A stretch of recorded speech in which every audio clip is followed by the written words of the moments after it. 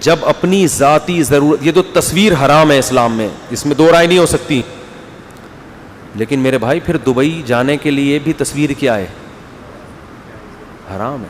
آپ دبئی جانے کے لیے کس بیس پہ تصویر کھنچوا رہے ہو؟ آپ کا دل چاہ رہا ہے تھائی لینڈ گھومنے پھرنے جاؤ, انجوائے کرنے, تصویر کھنچوانی پڑے گی کہ نہیں پڑے گی؟ تو وہاں فوراً کیا ہو جائے گا؟ جائز ہو جائے گا. تو یہ جو ارننگ ہے اس میں بھی ہم یہی کہتے ہیں بھائی ایک چیز, وہ جو کمپنی جو آپ کو ایڈورٹائز کے پیسے دے رہی ہے وہ پروڈکٹ کو پروموٹ کرنے کی دے رہی ہے, اس میں جو میوزک آ رہا ہے یا اور جو کچھ خرافات آ رہی ہیں وہ اس کی ضمن میں ہے. تو آپ کے مشورے سے اگر ایسا کر رہے ہیں تو گناہ ہوگا, نہیں کر رہے تو جیسے شیمپو کی بوتل پہ آپ کا اختیار نہیں ہے ایسے ہی اس ایڈورٹائز پہ بھی آپ کا اختیار نہیں ہے. تو جو ارننگ کر رہے ہیں نا یوٹیوب سے, جن کو موقع ملتا ہے چینل بنا کے مونیٹائز کرنے کا, وہ کسی کے فتوے کو نہیں پوچھتے, کہتے ہیں بالکل صحیح ہے. لیکن جس کا یہ کام نہیں ہے وہ کیا کرے گا؟ بیٹھ کے کیڑے نکالتا رہے گا. تو ٹیلی ویژن کا بھی ایسا ہی ہے.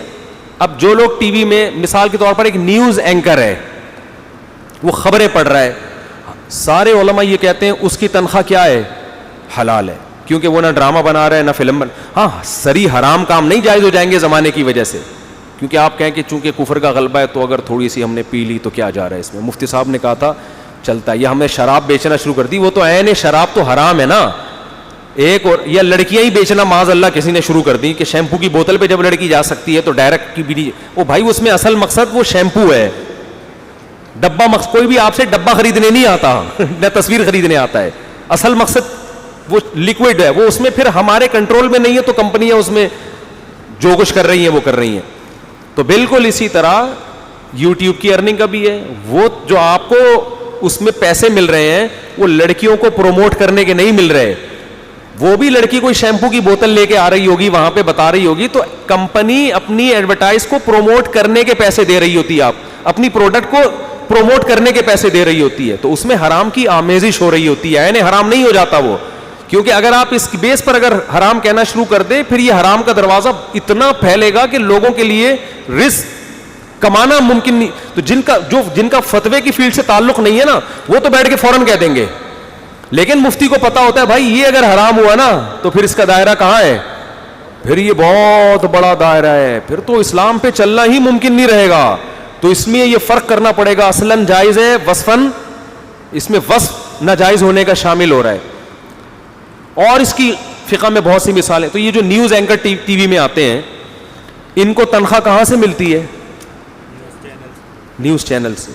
تو یہ ایڈورٹائز کے پیسے ہوتے ہیں نا جو ٹی وی کماتا ہے. تو ٹی وی جب ایڈورٹائز میں تو وہی ہو رہا ہے, لڑکیاں بھی آ رہی ہیں, اشتہار بھی ہو رہے ہیں, لیکن ہم وہاں یہی فتویٰ دیتے آئے ہیں کہ بھائی ٹی وی میں ایڈورٹائز میں اگرچہ بے حیائی ہو رہی ہے, لیکن کمپنی جو ٹیلی ویژن کے چینل کو پیسے دیتی ہے وہ اپنی پروڈکٹ کو پروموٹ کرنے کے دے رہی ہوتی ہے. اس پروڈکٹ میں زیادہ تر جائز چیزیں ہوتی ہیں, کچھ ہوتی ہیں ناجائز بھی, زیادہ تر کیا ہوتی ہیں؟ شیمپو آ رہا ہے, صابن آ رہا ہے, اور یو فون تم ہی تو ہو, اور کیا نام ہے, اور وہ سب کہہ دو, ہاتھ پاؤں کٹوا دو. ٹیلی نور کے وہ کیا, جب بھی فون کرو نا کسی کو, ٹیلی نور کے 70 کروڑ.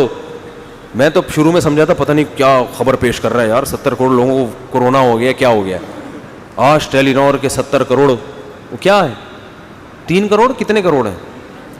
تو کوئی موبائل کمپنی کا اشتہار آ رہا ہے, کوئی شیمپو کا آ رہا ہے, کوئی جناب کوئی پیپسی کا آ رہا ہے. تو یہ چیزیں فی نفسی ہی کیا ہیں, جائز ہیں. اس وجہ سے ہم کہتے ہیں بھائی ٹیلی ویژن کی جو ایڈورٹائزمنٹ سے ارننگ ہے وہ ارننگ بذات خود کیا ہے, جائز ہے. لیکن ٹی وی والوں پر واجب ہے کہ جو حرام کی آمیزش ہو رہی ہے ایک اندازے سے تھوڑی رقم صدقہ کر دیں. تو نیوز اینکر کو وہ دی جا رہی ہے. نیوز اینکر کا کام بذات خود کیا ہے, جائز ہے, خبریں پڑھ رہا ہے نا وہ. اچھا مجھے یہ بتاؤ, یہ جو ڈاکومنٹری بنا رہے ہوتے ہیں, خبریں دکھا رہے ہیں, بندے مر گئے, یہ مر گئے, اس میں بھی درمیان میں لیڈیز بہت ساری گزر رہی ہوتی ہیں.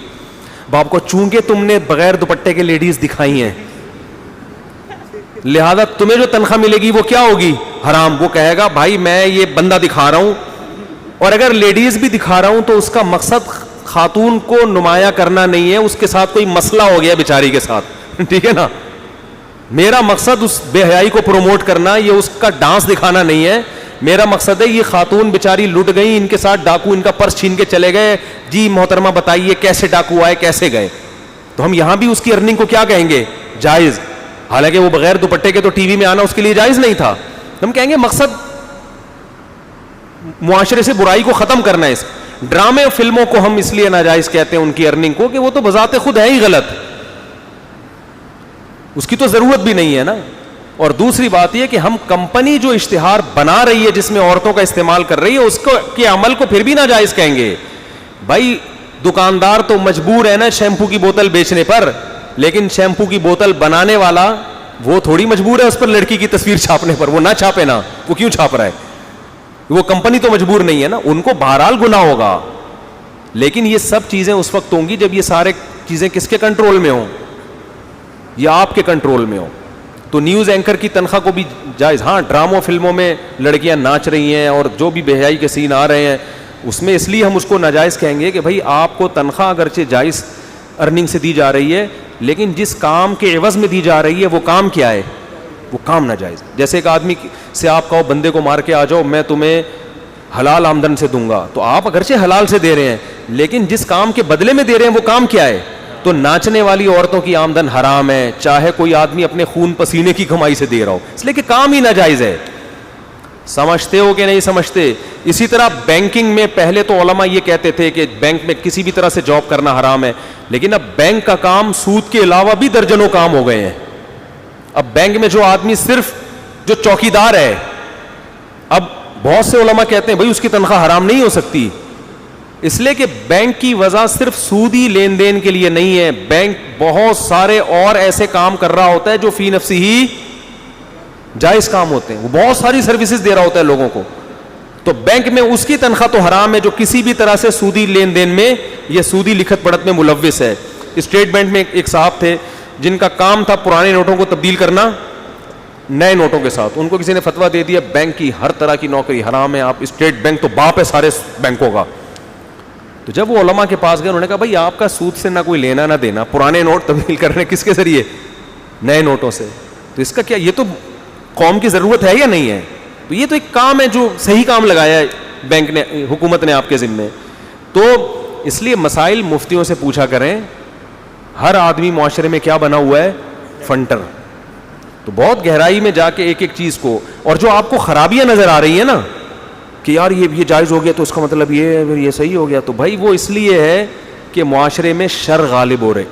تو اب آپ کو ہر چیز میں مختلف پہلو دیکھنے. ایک صاحب نے مجھے کہا آپ یوٹیوب کی ارننگ کو الاطلاق حرام کہہ دو تاکہ بے حیائی کا جڑ سے کیا ہو جائے؟ خاتمہ. میں نے ان سے کہا اگر ہم الاطلاق حرام کہہ دیں نا تاکہ یوٹیوب پہ ایڈورٹائز جڑ سے ہی ختم ہو جائیں, تو بہت سے لوگوں کا ایمان جڑ سے کیا ہوگا؟ جن کو جو بے روزگار تھے اب گاؤں دیہاتوں میں کھانے کی ویڈیو بنا بنا کے لوگ ڈال رہے ہیں, ان کی ہزاروں لاکھوں کی ارننگ شروع ہو گئی. بہت سے بے روزگار لوگوں کو روزگار مل گیا. تو میں نے کہا یہ اپنی جگہ رکھ کے سوچو کہ آپ کے پاس کوئی آمدن کا ذریعہ نہ ہوتا اور آپ اس سے کما رہے ہوتے, پھر آپ آ کے کہتے حرام کہہ دو تاکہ جڑ سے کیا ہو جائے؟ ختم ہو جائے. تو علماء کی یہ بھی ذمہ داری ہوتی ہے کہ فتوے میں بیلنس ہونا چاہیے, ایسا طریقہ ہونا چاہیے کہ بھائی اس کا معاشرہ